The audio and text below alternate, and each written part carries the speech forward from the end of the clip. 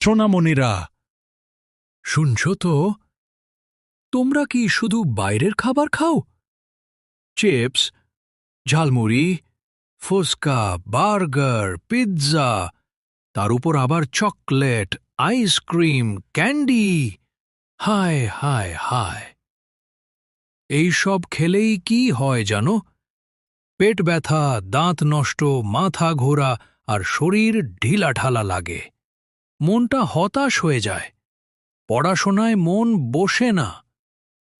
তাই বলছি, ঘরের খাবার খেলেই মজা।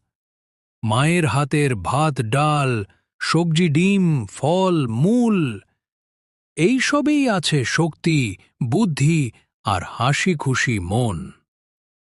চলো এবার থেকে বলি, চিপস নয় চাটনি দাও, পিৎজা নয় পরোটা খাই।